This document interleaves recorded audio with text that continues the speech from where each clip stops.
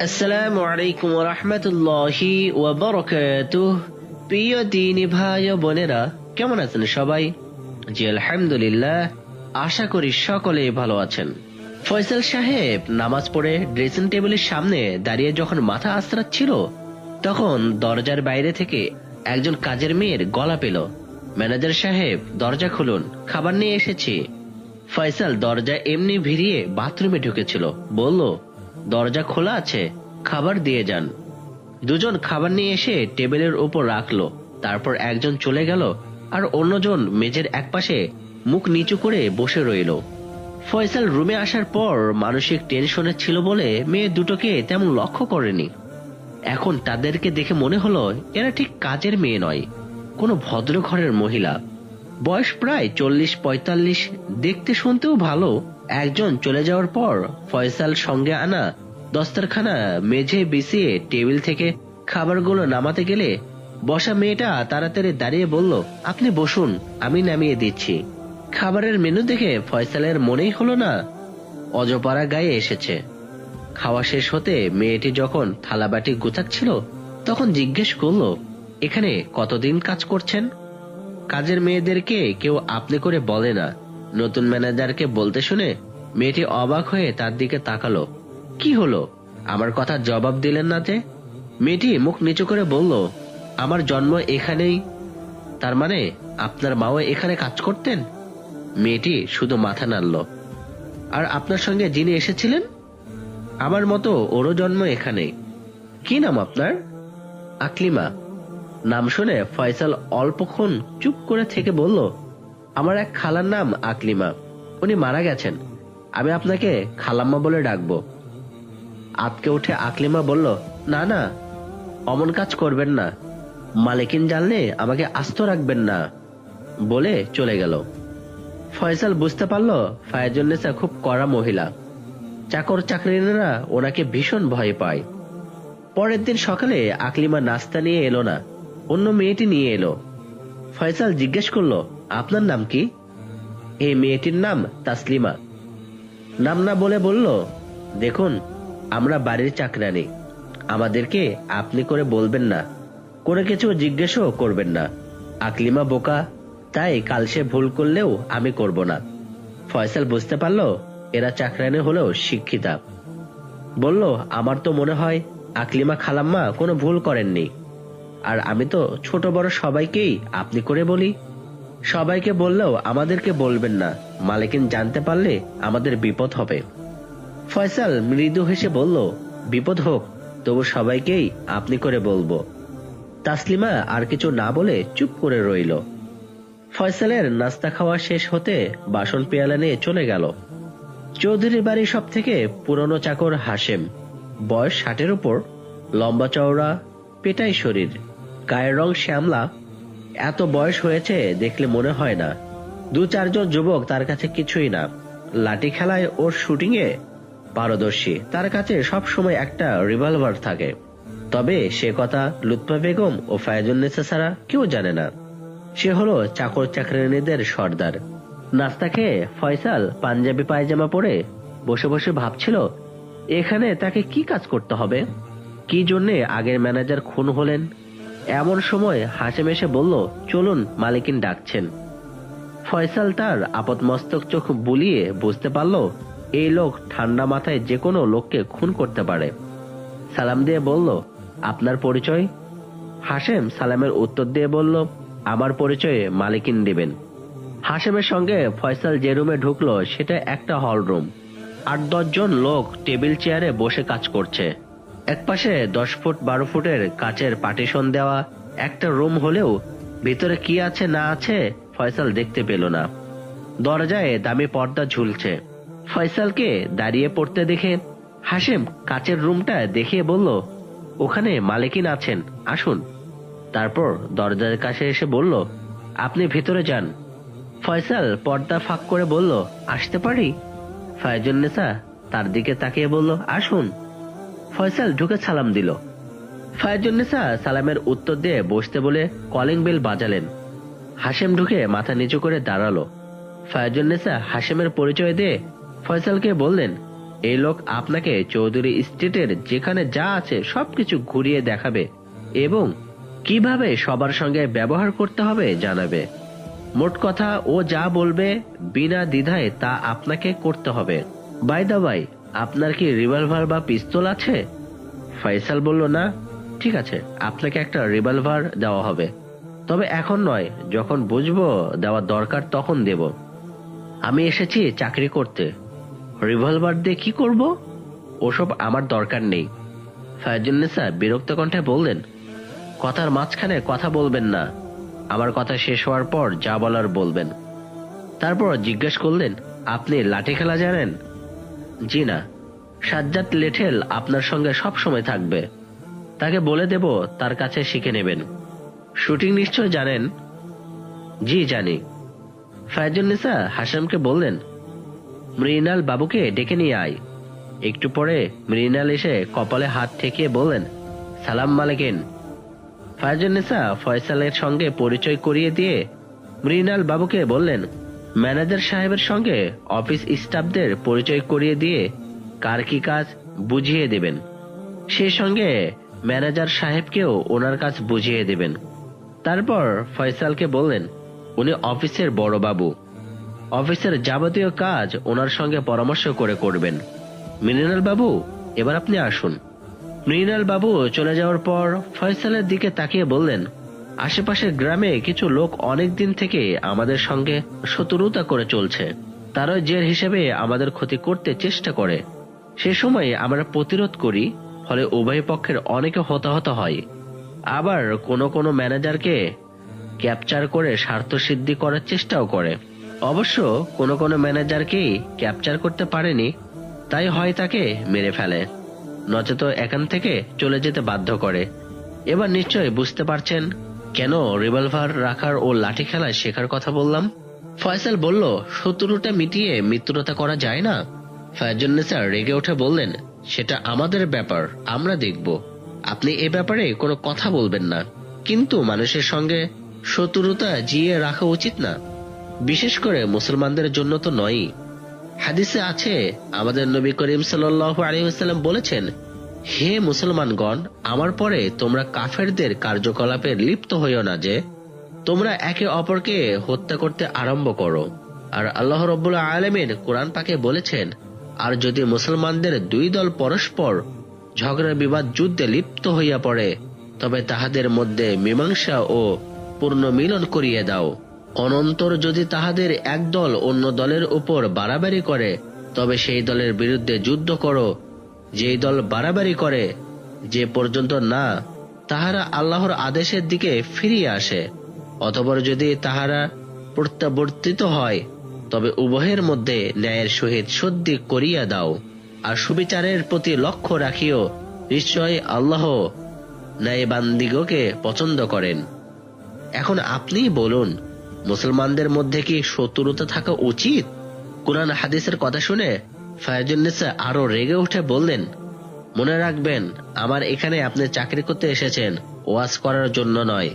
আর কখনো যদি এসব ব্যাপার নিয়ে বলেন, তাহলে বলে রাগে কথাটা শেষ করতে পারলেন না।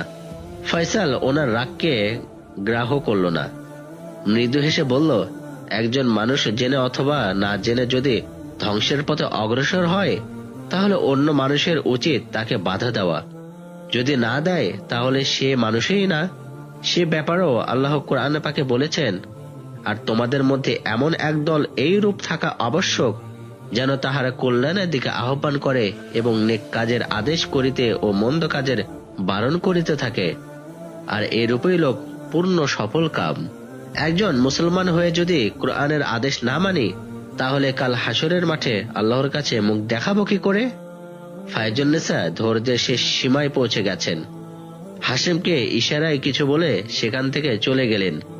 হাশেম রাগের সঙ্গে ফয়সালকে বলল, এই যে ম্যানেজার সাহেব, মালিকের নিষেধ করা সত্ত্বেও ওয়াজ করছেন কেন? আর কখনো করলে কল্লা মোটকে দেব।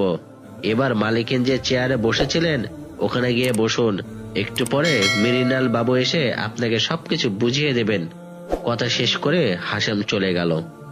আজ 4 মাস ফয়সাল এখানে কাজ করছে। এর মধ্যে চৌধুরী স্টেটের সবকিছু দেখেছে। সাজ্জাদের কাছে লাঠি খেলার পারদর্শী হয়েছে। কয়েকদিন আগে একটা রিভলভারও পেয়েছে। অফিসের কাজ সকাল 9টা থেকে দুপুর 1টা পর্যন্ত করে। বিকেলে সাজ্জাদকে নিয়ে গ্রামে ঘুরতে বেরোয়। সাজ্জাদের বয়স 35-এর মতো। লেখাপড়া তেমন জানে না। তার বাবা লিটলদের সর্দার ছিল। ছেলে সাজ্জাদকে লাঠি খেলায় দক্ষ করেছে। সাজ্জাদের বাবাও চৌধুরী বাড়িতে চাকরি করত। বাবা মারা যাওয়ার পর সাজ্জাদকে ইনসান চৌধুরী চাকরি দেন। ফয়সাল কৌশলে সাজ্জাদকে হাত করে চৌধুরী বাড়ির অনেক খবর জেনেছে। ফায়জুন্নেসার মা লুৎফা বেগম বেঁচে আছেন। তার কাছে জানার পর ওনার সঙ্গে দেখা করার ইচ্ছে দিনের পর দিন বেড়েই চলেছে, কিন্তু কিভাবে করবে চিন্তা করে ঠিক করতে পারছে না। আরো জেনেছে পাশের গ্রামের আজিজ কয়েক বছর এই স্টেটের ম্যানেজার ছিল। মালিকিন তাকে বরখাস্ত করার পর থেকে সে শত্রুতা করে আসছে। মাঝে মাঝে চৌধুরী স্টেটের জমির ফসল লুট করতে আসে লেঠেল বাহিনী নিয়ে। সে সময় উভয় বাহিনীর সঙ্গে মারামারি হয়। উভয় বাহিনীর অনেকে হতাহত হয়। ফয়সাল সিদ্ধান্ত নিল যেমন করেই হোক শত্রুতার অবসান ঘটাতে হবে। তার আগে এ বাড়ির সবাইকে ধর্মের পথে আনতে হবে। 6 মাসের মধ্যে মৃণাল বাবু ছাড়া অফিসের সব স্টাফকে ও বাড়ির সব চাকর চাকরানি এমনকি হাশেমকে পর্যন্ত কোরআন হাদিসের বাণী শুনিয়ে ধর্মের পথে আনতে সক্ষম হলো। এখন সবাই তাকে পীরের মতো মানে। ফায়জুন্নেসা মাঝে মধ্যে যখন মৃণাল বাবুর কাছে ফয়সালের কাজকর্মের খোঁজ নেন, তখন মৃণাল বাবু ফয়সালের ভুষিয়ে প্রশংসা করে বলেন, ওনার আগে এত ভালো ছেলে কেউ ম্যানেজার হয়ে আসেনি। কুলসুম ফায়জুন্নেসার বিশ্বস্ত চাকরানি। তাকে সবসময় মাথায় কাপড় দিতে দেখে একদিন ফায়জুন্নেসা জিজ্ঞেস করলেন, মাথায় কাপড় দিয়ে থাকিস কেন? কুলসুম বলল, মেয়েদের মাথায় কাপড় দিয়ে ঢেকে রাখা ইসলামের হুকুম। অবাক হয়ে ফায়জুন্নেসা আবার জিজ্ঞেস করলেন, ইসলামের হুকুমের কথা তোকে কে বলেছে? ম্যানেজার সাহেব বলেছেন। শুধু আমাকে নয়, এবারে সব চাকর চাকরানিদেরকে ইসলামের কথা বলে সেসব মেনে চালাবার চেষ্টা করছেন। ঠিক আছে, হাশেমকে আমার কাছে আসতে বল। একটু পরে হাশেম এসে বলল, ডেকেছেন মালিকিন? হ্যাঁ, শুনলাম ম্যানেজার নাকি তোদের সবাইকে ধার্মিক বানানোর চেষ্টা করছেন। আপনি ঠিকই বলেছেন। এতদিন আমরা ধর্মের কোনো কিছুই জানতামও না, মানতামও না। ম্যানেজার সাহেবের কাছে সেসব জেনে আমরা মেনে চলছি। আমার কি মনে হয় জানেন মালিকিন, ম্যানেজার সাহেব আল্লাহর একজন খাস বান্দা। সাজ্জাদের কাছে শুনলাম কয়েকদিন আগে ম্যানেজার সাহেব পাশের গ্রামে গিয়েছিলেন। সে কথা আজিজ সাহেব জানতে পেরে গুন্ডা বাহিনী লেলিয়ে দিয়েছিলেন। উনি তাদের সঙ্গে লড়াই করে অক্ষত অবস্থায় ফিরে আসেন। আপনিই বলুন, আল্লাহর খাস বান্দা না হলে কি এটা সম্ভব হতো? ফায়জুন্নেসা খুব অবাক হয়ে জিজ্ঞেস করলেন, সাজ্জাদ সঙ্গে ছিল না? না, তবে ওর কোনো দোষ নেই। ও সঙ্গে যেতে চেয়েছিল, ম্যানেজার সাহেব নেননি। ম্যানেজারের সাহসিকতা কম না। একা একা দুশ্মনদের গ্রামে গেছেন। ওনাকে বলে দিবি আর কখনো যেন না যান। আর শোন, আজ সন্ধ্যার পর দোতলার ড্রয়িং রুমে ওনাকে নিয়ে আসবি। সে কথা এখনই গিয়ে বলবি। জি বলবো বলে হাশেম অনুমতি নিয়ে চলে গেল। লুৎফা বেগম মেয়ের কার্যকলাপে অসন্তুষ্ট হয়ে যখন বুঝিয়েও বকাবকি করে তার মতিগতি শুধরাতে পারলেন না, তখন থেকে তিনি সংসার থেকে নিজেকে গুটিয়ে নেন। চৌধুরী স্টেটেরও সংসারে কি হচ্ছে না হচ্ছে কোনো খোঁজ খবর রাখেন না। বেশিরভাগ সময় ইবাদত বন্দেগী করে কাটান। একদিন ওনার খাস চাকরানি ফরিদাকে নামাজ পড়তে দেখে অবাক হয়ে জিজ্ঞেস করলেন, হঠাৎ আজ নামাজ পড়লি যে? তোকে তো কোনোদিন নামাজ পড়তে দেখিনি। ফরিদা বলল, আমাদের নতুন ম্যানেজার শুধু আমাকে নয়, এবারের সবাইকে নামাজ ধরিয়েছেন। আরো অবাক হয়ে লুৎফা বেগম বললেন, সবাইকে মানে তোদের মালিকিন কেউ? মালিকিন তো ম্যানেজার সাহেবের ওয়াজ শোনেন না, শুনলে নিশ্চয়ই পড়তেন। ম্যানেজার মৌলবী নাকি যে তোদেরকে ওয়াজ করে? মনে হয় মৌলবী। তা কখন তোদের কাছে ওয়াজ করে? রাত 10টা থেকে 11টা পর্যন্ত। অত রাতে কোথায় ওয়াজ করে? ওনার ঘরে, পুরুষরা ওনার ঘরের মেঝেই বসে, আর আমরা মেয়েরা দরজার সামনে বারান্দায় বসি। জানেন বড় মা, হাশেম মিয়া বলেন, ম্যানেজার সাহেব আল্লাহর খাস বান্দা। এসব কথা তোদের মালিকিন জানে? তা বলতে পারবো না। ফরিদার কথা শুনে লুৎফা বেগম ম্যানেজারের উপর খুব সন্তুষ্ট হয়ে দোয়া করলেন, আল্লাহ তুমি ওকে দুশমনদের হাত থেকে হেফাজত করো, ওর দ্বারা ফায়জুন্নেসাকে হেদায়েত দান করো। ভেবে রাখলেন সময় সুযোগ মতো ম্যানেজারের সঙ্গে আলাপ করবেন। মাগরিবের নামাজের পরে হাশেম ফয়সালকে দোতলার ড্রয়িং রুমে নিয়ে এসে বসতে বলে চলে গেল।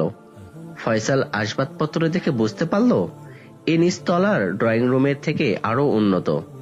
প্রায় 10 মিনিট পর ফায়জুন্নেসাকে ঢুকতে দেখে দাঁড়িয়ে সালাম দিল। ফায়জুন্নেসা সালামের উত্তর দিয়ে বসতে বলে নিজেও বসলেন। তারপর বললেন, শুনলাম আপনার নাকি ওয়াজ নসিহত করে সবাইকে হেদায়েত করে ফেলেছেন। ফয়সাল বলল, হেদায়েত করার মালিক একমাত্র আল্লাহ।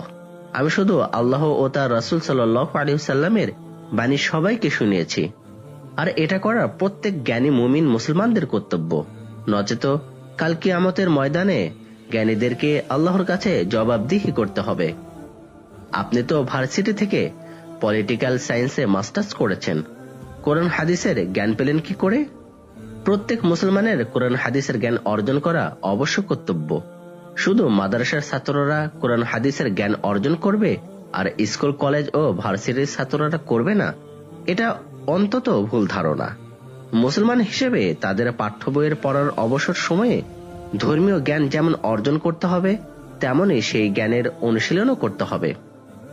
আল্লাহর মেহেরবানিতে আমি তাই করেছি বলে সেই জ্ঞান প্রসার করার চেষ্টা করছি। স্কুল কলেজ ও ভার্সিটির ছেলেমেয়েরা তা করছে না বলে তারা ধর্মের জ্ঞান যেমন পাচ্ছে না, তেমনি অনুশীলনও করছে না। আপনার কথাই ধরুন না, আপনি যদি স্কুল ও কলেজে পড়ার সময় ধর্মীয় জ্ঞান অর্জন করতেন ও অনুশীলন করতেন, তাহলে আপনার ও আপনার বাড়ির সবার জীবনধারা অন্যরকম হতো। ফায়জুন্নেসা বললেন, এসব কথা এখন থাক, যা বলছি শুনুন। কয়েকদিনের মধ্যে একটা জলমহলের মাছ ধরে বিক্রি করা হবে। খবর পেয়েছি আমাদের শত্রুরা মাছ লুট করতে আসবে। আপনি আমাদের বাহিনী নিয়ে তৈরি থাকবেন যেন তারা করতে না পারে। ফয়সাল মৃদু হেসে বলল, আমি সে কথা জানি এবং সেভাবে প্রস্তুতি নিয়ে আছি। ও নিয়ে আপনি কোনো চিন্তা করবেন না, ইনশাআল্লাহ আমরা সফলতা লাভ করব। ফায়জুন্নেসা শত্রুপক্ষের খবর জানার জন্য বশির নামে এমন একজনকে নিযুক্ত করেছেন যার বাড়ি আজিজের গ্রামে এবং সে আজিজের বাড়ির চাকর। বশির তার 10-12 বছরের ছেলে সাগিরের দ্বারা খবরটা পাঠিয়েছে। ম্যানেজার খবর জানে শুনে অবাক হয়ে জিজ্ঞেস করলেন, আপনি জানলেন কি করে? ম্যানেজার হিসেবে স্টেটের শত্রু মিত্রের সব খবর রাখা আমার কর্তব্য নয় কি? হ্যাঁ, কর্তব্য। এবার আমার প্রশ্নের উত্তর দিন। আপনি যেভাবে জেনেছেন।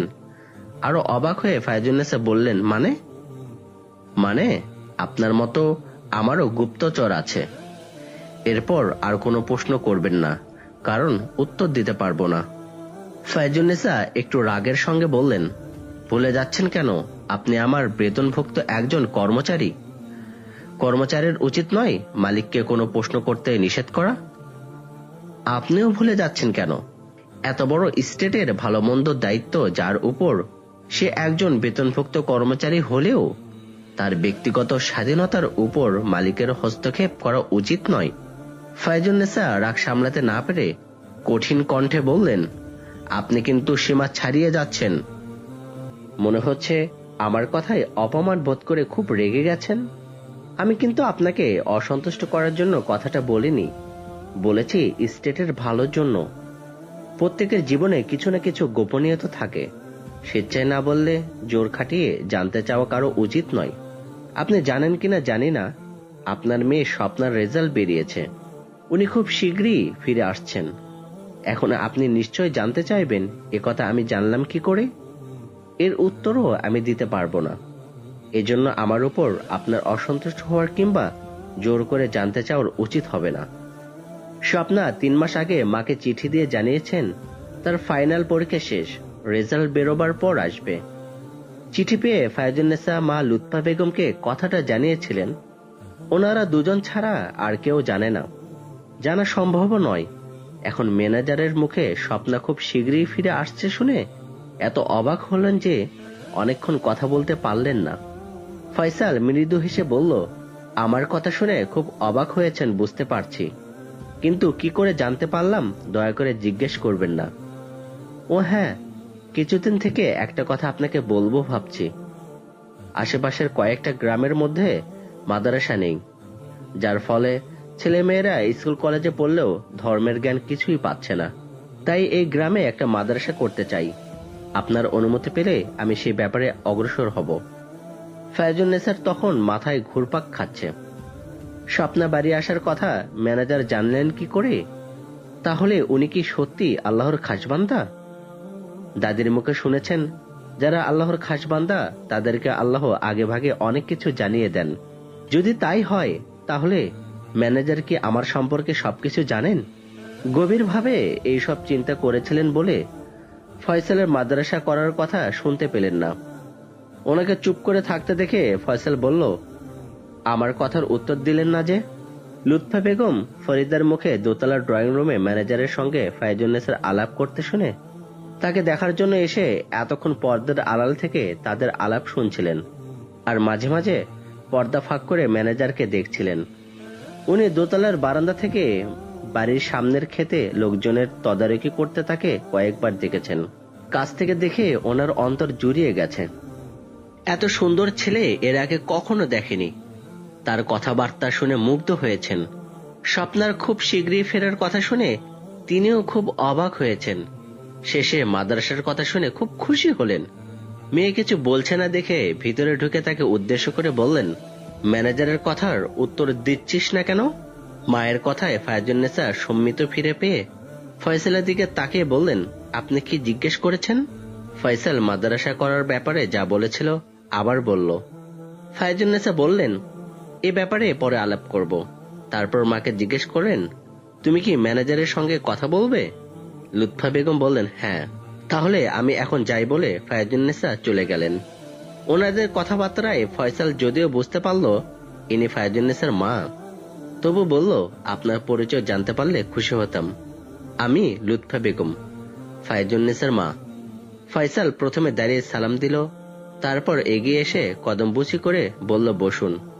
লুৎফা বেগম বসার পর ফয়সাল বসে বলল, আপনাকে দেখার ও আপনার সঙ্গে আলাপ করার ইচ্ছে অনেক দিনের। আজ আল্লাহ রব্বুল আলামিন সেই ইচ্ছে পূরণ করে ধন্য করলেন, সেজন্য তার শুকরিয়া আদায় করছি। তার আচরণে লুৎফা বেগম আরো মুগ্ধ হলেন। বললেন, আপনার কথা চাকর চাকরানীদের কাছে শুনে আমারও আপনাকে দেখার অনেক দিনের ইচ্ছে। ফায়জুন্নেসার সঙ্গে আপনার আলাপ দরজার বাইরে থেকে শুনেছি, তারপর ভিতরে ঢুকে আপনার আচরণ দেখে শুনে মনে হচ্ছে এখানে চাকরি করতে যে বায়োডাটা দিয়েছেন তা সত্য নয়। আসল পরিচয় বললে আমিও আপনার মতো খুশি হতাম। ফয়সাল বুঝতে পারল ইনি শুধু উচ্চ শিক্ষিত নন, বুদ্ধিমতীও। বলল, আপনাকে আমি খুশি করার চেষ্টা করব। তার আগে আমার একান্ত অনুরোধ, আমাকে আপনি করে বলবেন না, তুমি করে বলবেন। আফটার অল আমি তো আপনার নাতির বয়সী। ঠিক আছে, তাই বলবো। এবার তোমার আসল পরিচয়টা বলো। আসল পরিচয় এখন কিছুতেই বলা সম্ভব নয়, সেজন্য ক্ষমা চাইছি। তবে আল্লাহ রব্বুল আলামিন রাজি থাকলে কিছুদিনের মধ্যেই সবাই জানতে পারবেন। তোমার কথা শুনে মনে হচ্ছে এখানে চাকরি করতে আসা তোমার আসল উদ্দেশ্য নয়। আসল উদ্দেশ্যটা কি বলো তো ভাই? দুঃখিত, তাও বলা সম্ভব নয়, সেজন্য আবার ক্ষমা চাইছি। আমার অনুমান সত্য না মিথ্যে এতটুকু অন্তত বলো। সত্য। লুৎফা বেগমের ঠোঁটে হাসি ফুটে উঠেছে, মিলিয়ে গেল। বললেন, শুনেছি তুমি নাকি অনেক কিছু জানো, চৌধুরী বংশের পূর্ব ইতিহাসও জানো। দয়া করে আমাকে আর কোনো প্রশ্ন করবেন না, কারণ আমার পক্ষে উত্তর দেওয়া সম্ভব নয়। লুৎফা বেগম রেগে উঠে বললেন, তোমার সাহস তো কম না, কার কথা অগ্রাহ্য করছো জানো? জি জানি, মরহুম ইনসান চৌধুরীর বেগম আপনি। ইচ্ছে করলে আমাকে কঠিন শাস্তি দিতে পারেন। আর এটাও জানি আমার উপর যতই রেগে যান না কেন, এই মুহূর্তে কঠিন শাস্তি কেন, লঘু শাস্তিও দেবেন না। কি করে বুঝলে? আপনি বিচক্ষণ মহিলা, আপনার ভালো মন্দ বিচার করার ক্ষমতাও প্রখর। রাগের অভিনয় করে আমাকে ভয় দেখিয়ে আমার না বলা কথাগুলো জানতে চাচ্ছেন। ম্যানেজারের কথা শুনে লুৎফা বেগম এত অবাক হলেন যে অনেকক্ষণ কথা বলতে পারলেন না, কারণ তিনি তাই চেয়েছিলেন। সামলে নিয়ে বললেন, সত্য করে বলো তো, তুমি মানুষ না অন্য কিছু? নিজেই পরীক্ষা করে দেখুন না, বলে ফয়সাল লুৎফা বেগমের পায়ে হাত রেখে বলল, আমি যে মানুষ এবারে বিশ্বাস হলো তো? ঠিক আছে, উঠে বসো। ফয়সাল বসল না, দাঁড়িয়ে উঠে বলল, এবার যাওয়ার অনুমতি দিন, আর একটু বসো, দু একটা কথা বলবো। ফয়সাল বসার পর বললেন, জেনেছি তুমি এই বাড়ির সবাইকে কোরআন হাদিসের বাণী শুনিয়ে ধর্মের পথে এনেছ, কিন্তু তোমার মালিকিনের জন্য কিছু করনি কেন? না তাকে খুব ভয় পাও? মুমিনরা আল্লাহকে ছাড়া অন্য কাউকে ভয় করে না। মালিকিনের ব্যাপারে একেবারেই যে কিছু করিনি তা নয়, যতটুকু করেছি তার ফলাফল কিছুদিনের মধ্যে দেখতে পাবেন। শুনে খুশি হলাম বলে লুৎফা বেগম বললেন, এবার তুমি এসো। আজ 3 দিন আজিজের গ্রামের মসজিদের ইমাম সাহেবের বাড়িতে সাদা চুল দাড়িওয়ালা একজন বৃদ্ধ মুসাফির রয়েছেন। উনি দিন রাতের মধ্যে বেশিরভাগ সময় মসজিদে ইবাদত বন্দেগী করেন। দিনে রোজা থাকেন। ইমাম সাহেব মসজিদে ইফতার পাঠান।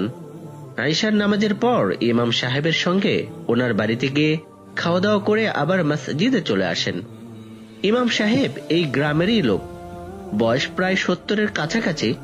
উনি কোরআনের হাফেজ ও পরহেজগার। ইমামতি করে কোনো টাকা পয়সা নেন না।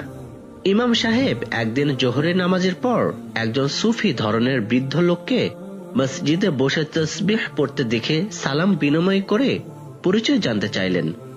তখনও যে সব মুসল্লি মসজিদে ছিল, তারা ইমাম সাহেবকে একজন অপরিচিত লোকের সঙ্গে আলাপ করতে দেখে কাছে এসে বসল।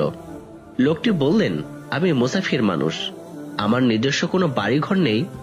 দেশ ভ্রমণ করা ও আল্লাহর ইবাদত করাই আমার একমাত্র কাজ। মুসাফিরকে ইমাম সাহেবের খুব ভালো লাগলো, বললেন, আমার সঙ্গে বাড়িতে চলুন, খাওয়া দাওয়া করবেন। মুসাফির ইমাম সাহেবের কানের কাছে মুখ নিয়ে অনুচ্চ স্বরে বললেন, রোজা আছি। কথাটা শুনে ওনার উপর ইমাম সাহেবের ভক্তি বেড়ে গেল। উনিও মুসাফিরের কানে কানে বললেন, তাহলে আমার বাড়িতে ইফতার করবেন, রাতে খানাও খাবেন। একইভাবে মুসাফির বললেন, আমি কারো বাড়িতে খাই না, তবে আপনাকে পরেশগার মনে হচ্ছে, তাই আপনার বাড়িতে খাবো, কিন্তু যে কয়েকদিন এখানে থাকবো বাজার অনুপাতে আপনাকে টাকা নিতে হবে। ইমাম সাহেবও একইভাবে বললেন, আল্লাহ ও তার রাসূল সাল্লাল্লাহু আলাইহি ওয়াসাল্লাম মুসাফিরের খিদমত করতে বলেছেন। আমি তাদেরকে সন্তুষ্ট করার জন্য আপনার সব রকমের খিদমত করতে চাই, আর আপনি তা থেকে বঞ্চিত করার জন্য বখিলের পরিচয় দিচ্ছেন। মুসাফির আর কিছু না বলে চুপ করে রইলেন। ইমাম সাহেব লোকজনদের নিয়ে মসজিদের বাইরে এসে বললেন, তোমরা ওনার সঙ্গে বেয়াদবের মতো কথাবার্তা বলো না। উনি সুফি মানুষ, দেশ ভ্রমণ করে বেড়াচ্ছেন। একজন মুসল্লি জিজ্ঞেস করল, আপনারা কানে কানে কি কথা বললেন? দুজনের মধ্যে যে কথাবার্তা হয়েছে ইমাম সাহেব সেসব বলে বললেন, উনি যে ওলি আল্লাহ ধরনের লোক তা নিশ্চয় বুঝতে পারছো। মুসল্লিরা তা স্বীকার করে যে যার পথে চলে গেল। 2-3 দিনের মধ্যে মুসাফিরের কথা গ্রাম্যয় ছড়িয়ে পড়ল। আজিজের বাড়ি থেকে মসজিদ বেশ খানিকটা দূরে, তাই কিছুদিন থেকে নামাজ পড়তে শুরু করলেও মসজিদে না গিয়ে ঘরে পড়েন। তবে জুম্মা পড়তে মসজিদে যান। 1 কান 2 কান করে ওনারও কানে কথাটা পড়েছে। ভেবেছেন জুম্মা পড়তে গিয়ে মুসাফিরের সঙ্গে আলাপ করবেন এবং রাতে খাওয়ার জন্য দাওয়াত দিবেন। আজ জুম্মাবার। অন্যান্য দিনের চেয়ে নিয়মিত মুসল্লি ছাড়াও অনেকে এসেছে মুসাফিরকে এক নজর দেখার জন্য। আজিজ ও তার ছেলেও এসেছেন। প্রতি জুম্মাবারে আজানের পর ইমাম সাহেব কিছুক্ষণ ওয়াজ করেন। আজ ওয়াজ করার শেষে বললেন, মুসাফির হয়তো 2-1 দিনের মধ্যে চলে যাবেন, তাই নামাজের পর আপনাদেরকে কিছু বলবেন, সবাই থাকবেন। নামাজের পর মুসাফির দাঁড়িয়ে প্রথমে সালাম দিলেন, তারপর আল্লাহর প্রশংসা ও রাসূল সাল্লাল্লাহু আলাইহি ওয়াসাল্লামের উপর কয়েক মর্তবা দরুদ পাঠ করে বললেন, আমি আল্লাহর এক নাদান বান্দা। আল্লাহর মেহেরবানি করে আমাকে কিছু ইলম হাসিল করিয়েছেন। আল্লাহ কালাম পাকে কালেমা, নামাজ, রোজা, হজ ও যাকাত যেমন ফরজ করেছেন, তেমনি যারা দ্বীন ইলম হাসিল করেছেন তাদের উপরও ফরজ করেছেন। সেই দ্বীন ইলম মানুষের মধ্যে ছড়িয়ে দেওয়ার এবং সৎ কাজের আদেশ ও অসৎ কাজে নিষেধ করার। সেই ফরজ আদায়ের জন্য আমি যেখানেই যাই সেখানে মানুষকে ধর্মের কথা জানিয়ে অসৎ কাজ করতে নিষেধ করি ও সৎ কাজ করার কথা বলি। আজকাল মাওলানা, হাফেজ ও সাধারণ লোকেরা সুন্নতি পোশাক হিসেবে লম্বা পিরান পরেন, যার ঝুল টাকনুর উপরে পড়ে, এমনকি টাকনুর নিচেও চলে যায়। এতে সুন্নাহ আদায় হয় না, বরং কঠিন গুনাহ হয়। কারণ পাজামা, লুঙ্গি ও পিরানের ঝুল পায়ের গোছ পর্যন্ত থাকা সুন্নাহ, আর টাকনুর উপর পর্যন্ত পাজামা, লুঙ্গি ও পিরানের ঝুল থাকলে জায়েজ হবে। যে কোনো পোশাক টাকনুর নিচে ঝুলিয়ে পড়লে মানুষের মনে অহংকার জন্মায়। অহংকার মুসলমানের জন্য হারাম। হাদিসে আছে, আমাদের নবী সাল্লাল্লাহু আলাইহি ওয়াসাল্লাম বলিয়াছেন, পায়ের গোড়ালির নিচে পাজামার যে অংশ ঝুলিতে থাকে উহা দোজখের অগ্নিতে অবস্থিত। এখন কেউ যদি বলেন আমি অহংকার বশত গোড়ালির নিচে ঝুলিয়ে কাপড় পরি না, তবে তাকে বলবো, গোড়ালির উপরে কাপড়ের ঝুল রেখে পরে দেখুন আপনার মনের অবস্থা কি হয়। অনেক ইমাম সাহেব জামাতে নামাজ পড়ার সময় ইকমতের আগে মুসল্লিদের উদ্দেশ্যে বলেন, সবাই গোড়ালির উপর কাপড়ের ঝুল তুলে নেন। মুসল্লিরা তাই করে থাকেন। ফলে মুসল্লিরা মনে করেন শুধু নামাজ পড়ার সময় গোড়ালির উপর কাপড়ের ঝুল থাকা দরকার, অন্য সময় দরকার নেই। তাই নামাজ শেষ করে তারা কাপড়ের ঝুল গোড়ালির নিচে আবার ঝুলিয়ে দেন। আসলে ইমাম সাহেবরা যদি অন্য সময় হাদিসের বাণী শুনিয়ে সব সময় গোড়ালির উপর কাপড়ের ঝুল রেখে পড়তে বলতেন, তাহলে হয়তো মুসল্লিদের ভুল ধারণা হতো না। আর একটা কাজ মুসল্লিরা করে থাকেন, তা হলো নামাজ পড়ার জন্য মসজিদে এসে সামনের কাতারে জায়গা থাকা সত্ত্বেও নিজের সুবিধা মতো জায়গায়, অর্থাৎ জানালার ধারে অথবা ফ্যানের নিচে নামাজ পড়তে শুরু করে দেন অথবা বসে থাকেন। ফলে পরে যারা আসেন তারা তাদের গায়ের উপর থেকে সামনের কাতারে যান। এরকম করা মোটেও উচিত নয়। এ সম্পর্কে দুটো হাদিস বলছি। রাসূল সাল্লাল্লাহু আলাইহি ওয়াসাল্লাম বলিয়াছেন, প্রথম সারিকে প্রথম পূর্ণ করিবে, অতঃপর তাহার সংলগ্ন পিছনের সারিকে। যাহা কম থাকে তাহা যেন সর্বশেষ সারিতে থাকে। একদা রাসূলুল্লাহ সাল্লাল্লাহু আলাইহি ওয়াসাল্লাম বলিলেন, লোক সর্বদা প্রথম সারি হইতে পিছনে থাকিতে চাহিবে, ফলে আল্লাহ তাহাদিগকে পিছাইতে পিছাইতে দোজখ পর্যন্ত পিছাইয়া দিবেন। জামাতে নামাজ পড়ার সময় গায়ে গা ঠেকিয়ে দাঁড়াতে হবে, ফাঁক রেখে দাঁড়ান নিষেধ। হাদিসে আছে, রাসূলুল্লাহ সাল্লাল্লাহু আলাইহি ওয়াসাল্লাম বলেছেন, তোমরা সারিসমূহে পরস্পরে মিলিয়া মিশিয়া দাঁড়াইবে এবং উহাদিগকে নিকটে নিকটে রাখিবে। তোমাদের ঘাড় সমূহকে সমপর্যায়ে সোজা রাখিবে। সেই আল্লাহর শপথ, যাহার হাতে আমার জীবন রইয়াছে, নিশ্চয়ই আমি শয়তানকে দেখি, সে সারির ফাঁক সমূহে প্রবেশ করে যেন কালো ভেড়ার বাচ্চা। অনেকে জানে না যে গরমের জন্য হোক অথবা অহংকার বশত হোক গায়ে গা না ঠেকিয়ে ফাঁক রেখে দাঁড়ান, এটা উক্ত হাদিস মোতাবেক একেবারে উচিত নয়। এবার অন্য কথায় আসি। প্রত্যন্ত অঞ্চলে খ্রিস্টানরা মিশরীয় খুলে হাসপাতাল ও স্কুল প্রতিষ্ঠান করে বিনা পয়সায় গরিবের চিকিৎসা করাচ্ছে। গরিব ছেলে মেয়েদের বই পুস্তক দিয়ে এমনকি একবেলা খাইয়ে স্কুল পড়ালেখা করাচ্ছে। আবার অনেক দুস্থ মহিলা ও পুরুষেরা আর্থিক সাহায্য করছে। তাদের অনেকের চাকরি দিচ্ছে, তারপর অতি কৌশলে তাদেরকে ধর্মান্তরিত করে খ্রিস্টান করছে। আর মুসলমানরা ভাইয়ে ভাইয়ে জমি জায়গা নিয়ে ঝগড়া, মারামারি, দলাদলি ও মামলা করে অধঃপতনের দিকে এগিয়ে যাচ্ছে। মুসলমানরা লোভ, হিংসা ও অহংকারের বশবর্তী হয়ে এমন কোনো জঘন্য কাজ নেই যে করছে না। খ্রিস্টানরা যে কাজ করছে সেই কাজ মুসলমানদের করতে হবে এবং করা একান্ত উচিত। যাদের সচ্ছল অবস্থা তারা সম্মিলিতভাবে এসব কাজ করে প্রতিটি ঘরে ইসলামের জ্ঞান ছড়িয়ে দিয়ে খ্রিস্টান মিশনারিদের মোকাবেলা করতে হবে। তা না করে যদি শুধু দুনিয়াতে গরিবদের রক্ত চুষে কি করে আরো বড়লোক হবেন, কি করে গরিবদের উপর মাতব্বরি করবেন, কি করে নিজের শান শৌকত বাড়াবেন, এসব কাজে ব্যস্ত থাকেন, তাহলে কাল হাসরের মাঠে আল্লাহর কাছে খুব কঠিন অবস্থায় সম্মুখীন হতে হবে আর দুনিয়াতেও তার ফল ভোগ করতে হবে। একদিন মুসলমানরা কোরআন ও হাদিসের জ্ঞান অর্জন করেও সেসব অনুসরণ অনুশীলন করে জ্ঞান বিজ্ঞানে শৌর্যে বীর্যে ও সভ্যতায় পৃথিবীর শ্রেষ্ঠ জাতি ছিল।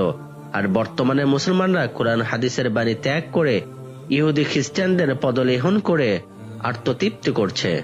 ফলে সারা দুনিয়াতে মুসলমানদের উপর আল্লাহর গজব নিপতিত হয়েছে।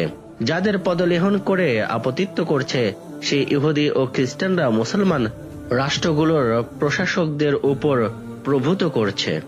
এক মুসলিম রাষ্ট্রের সঙ্গে অন্য মুসলিম রাষ্ট্রের যুদ্ধ বাঁধিয়ে মুসলমানদের শিরদাঁড়া গুড়িয়ে দিচ্ছে। মুসলমানদের সন্ত্রাসী আখ্যা দিয়ে অত্যাচারের স্টিম রোলার চালাচ্ছে। তবু মুসলমানদের হুঁশ হচ্ছে না। তাদেরকে প্রভুত্বের আসনে বসিয়ে নিজেরা দাসে পরিণত হয়েছে শুধু নিজেদের গদি রক্ষার জন্য। যাই হোক, মুসলমানদের অবক্ষয়ের কথা বলতে গেলে অনেক কথা বলতে হবে। আপনারা অনেকে না খেয়ে নামাজ পড়তে এসেছেন, আপনাদের আর কষ্ট দেব না। শেষে আর একটা কথা বলে ইতি টানব। আমাদের মন থেকে হিংসা বিদ্বেষ দলাদলি ও লোভ লালসা দূর করে একে অন্যের বিপদে সাহায্য করতে হবে। ইসলামের জ্ঞান অর্জনের জন্য মাদ্রাসা ও পাঠাগার প্রতিষ্ঠা করতে হবে। মাতব্বরদের ন্যায় বিচার করতে হবে, যদিও অপরাধী বাপ ভাই বা ছেলে হোক না কেন। মনে রাখবেন, প্রতিটি কাজের জন্য সবাইকে হাসরের মাঠে আল্লাহর কাছে জবাবদিহি করতে হবে। তাই প্রতিটি মুমিন মুসলমানকে মউত, কবর, হাসর ও জাহান্নামের কথা চিন্তা করে দুনিয়াদারি করতে হবে। এসব কাজে মসজিদের ইমাম সাহেবদেরকে অগ্রভূমিকা নিতে হবে। যদি ওনারা মনে করেন বেতন নিয়ে শুধু নামাজ পড়াবেন আর মিলাদ পড়িয়ে ইনকাম করে সুখে দিন কাটাবেন, স্বাধীনভাবে দিনের হক কথা বললে মসজিদ কমিটির ছাঁটাই করে অন্য ইমাম রাখবেন, তাহলে বিরাট ভুল করবেন। কারণ এরকম মনে করলে আপনি আল্লাহর গোলাম না হয়ে মসজিদ কমিটির গোলাম হয়ে গেলেন। প্রায় দেখা যায় প্রতিটি মসজিদের কমিটির সদস্যগণের দ্বীনে ইলম নেই। তাই ওনারা কমজোর ইমানওয়ালা ইমাম সাহেবদেরকে গোলাম বানিয়ে রেখেছেন। ওইসব ইমাম সাহেবরা স্বাধীনভাবে দিনের কথা বলতে পারেন না চাকরি চলে যাওয়ার ভয়ে। সারা পৃথিবীতে মুসলমানদের অধপতনের অন্যতম প্রধান কারণ হলো তারা আল্লাহর গোলামি না করে দুনিয়াদারি হাসিলের জন্য শয়তানের গোলামি করছে। মনে রাখবেন, যারা আল্লাহর গোলামি পরিত্যাগ করে শয়তানের গোলামি করবে, কিছু দিনের জন্য তারা সুখ ভোগ করলেও অচিরে তাদের উপর দুনিয়াতে যেমন আল্লাহর নানা রকম বিপদ আপদ ও গজব নাজিল করবেন, তেমনি আখিরাতেও তাদেরকে জাহান্নামে দাখিল করবেন। সর্বশেষ মুরব্বীদের ও যারা ছেলে মেয়ের বাবা, তাদের কাছে একান্ত অনুরোধ, আপনারা দ্বীনের জ্ঞান অর্জন করে সেই মতো নিজেকে ও পরিবারের সবাইকে চালিত করার চেষ্টা করুন। আল্লাহ আমাদের সবাইকে দ্বীনকে বোঝার ও সেই মতো চলার তৌফিক দান করুন, আমিন। এবার আপনারা আসুন। মুসাফিরের ওয়াজ আজিজের মনে রেখাপাত করল।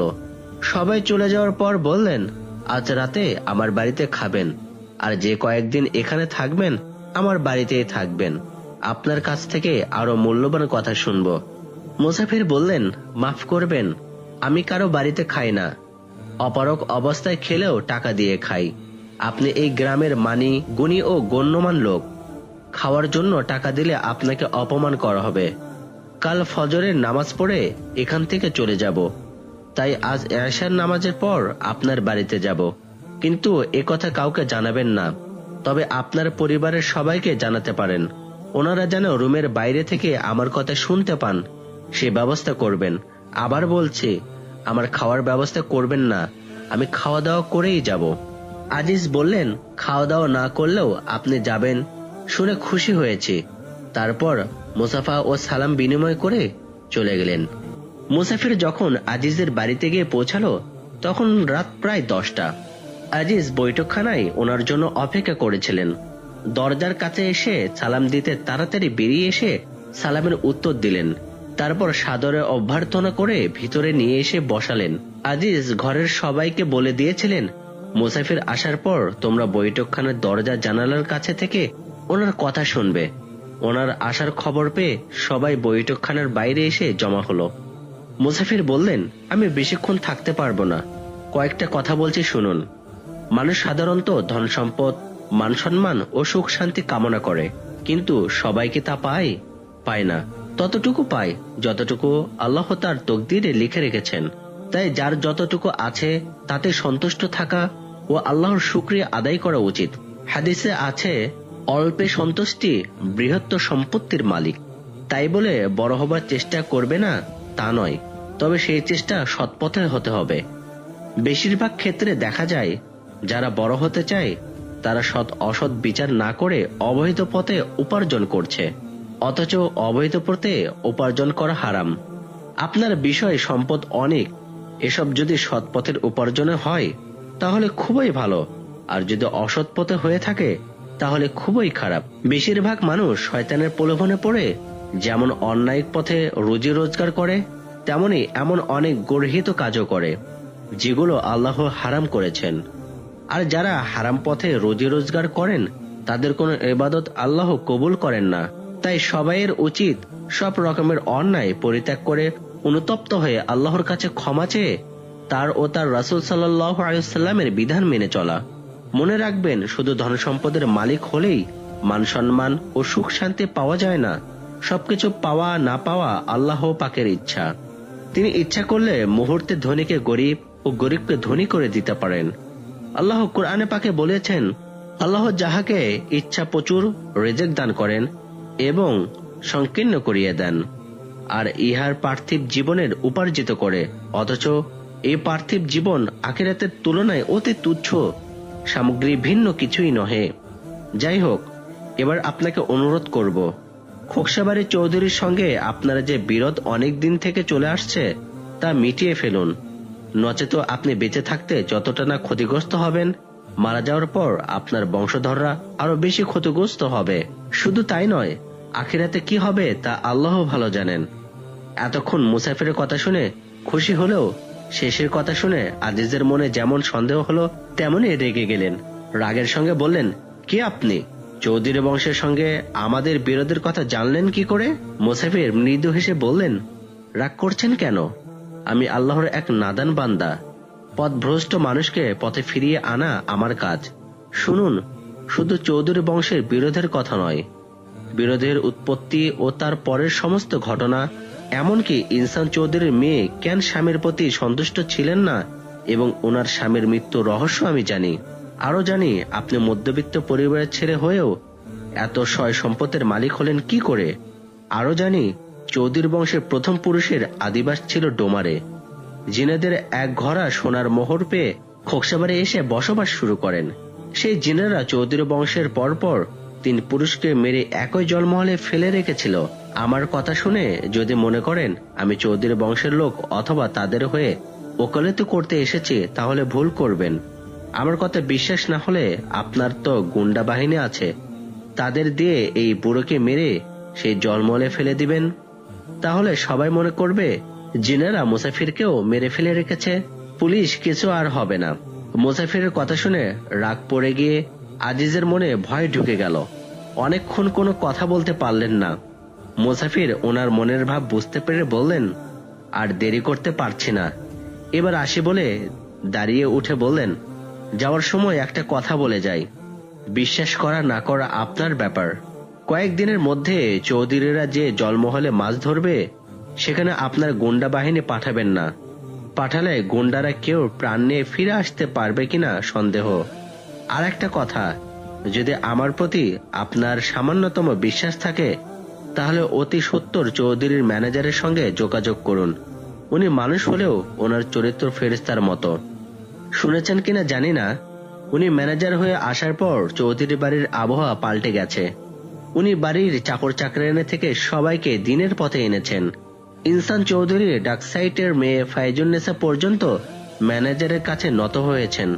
উনিও চান আপনাদের সঙ্গে চৌধুরী বংশের মিটমাট হয়ে যাক।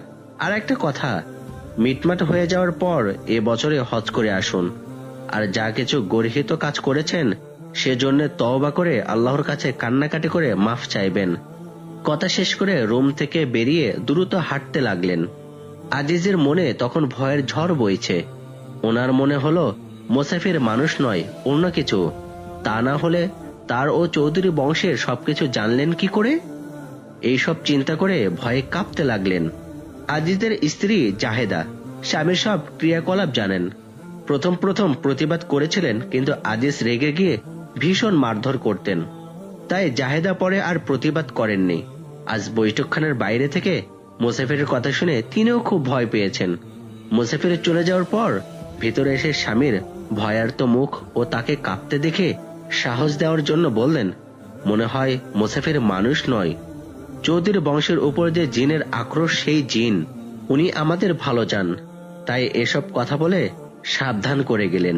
সম্মানিত হাজিরিন, আপনাদের কাছে একটা প্রশ্ন, আপনাদের কি মনে হয় এটা কি কোনো জিন, নাকি মুসাফির, নাকি ইনসান চৌধুরীর সেই ম্যানেজার ফয়সাল? কি মনে হয় আপনাদের? অবশ্যই উত্তরটা আমাদেরকে জানাবেন। জাহেদার সাথে ছেলে মহসিন ও বউ আমিনাও এসেছে। খোকসাবাড়ির চৌধুরীর সঙ্গে শত্রুর কথা মহসিন জানে, কিন্তু শত্রুতার কারণ জানে না। একদিন বাবাকে সে কথা জিজ্ঞেস করেছিল। আজিজ বলেছিলেন, ওসব তোর জানার দরকার নেই। আজ মুসাফিরের কথা শুনে শত্রুতার কারণ অল্প কিছু আন্দাজ করতে পারল। তার মনে হলো চৌধুরীরা তাদের সঙ্গে শত্রুতা করে না, বরং বাবাই তাদের সঙ্গে শত্রুতা করে আসছে। মা থেমে যেতে বলল, আমারও তাই মনে হচ্ছে বাবা। মুসাফির যা কিছু করতে বলে গেলেন তাই করলে হতো না? আজিজ ছেলে বউকে উদ্দেশ্য করে বললেন, তোমরা এখান থেকে যাও। তারা চলে যাওয়ার পর স্ত্রীকে বললেন, আমাকে ধরে ঘরে নিয়ে চলো, খুব দুর্বল লাগছে, দাঁড়াতে পারছি না। যে রাতে ফায়জুন্নেসা ও লুৎফা বেগমের সাথে ফয়সালের আলাপ হয়, তার পরের দিন সকাল থেকে তাকে পাওয়া যাচ্ছে না। চৌধুরীর বাড়ি চাকর চাকরানি থেকে ফায়জুন্নেসা ও লুৎফা বেগম পর্যন্ত খুবই উদ্বিগ্ন। ফায়জুন্নেসা গুন্ডা বাহিনীকে ফয়সালের খোঁজ করতে বললেন। তারা আশেপাশের কয়েকটা গ্রামে খোঁজ করেও পেল না। 2-3 দিন খোঁজ না পেয়ে ফায়জুন্নেসা খুব দুশ্চিন্তায় পড়ে গেলেন। ভাবলেন, তাহলে কি আজিজের গুন্ডারা তাকে খুন করে লাশ গুম করে ফেলেছে? ইনশাআল্লাহ আমরা বাকি ঘটনা আগামী পর্বে শুনব। আসলে কি আজিজের গুন্ডারা ফয়সালকে খুন করে গুম করে ফেলেছে? আমরা সবকিছু জানবো আগামী পর্বে। আশা করি সকলের সাথে থাকবেন, সুস্থ থাকবেন। আসসালামু আলাইকুম ওয়া রাহমাতুল্লাহি ওয়া বারাকাতুহু।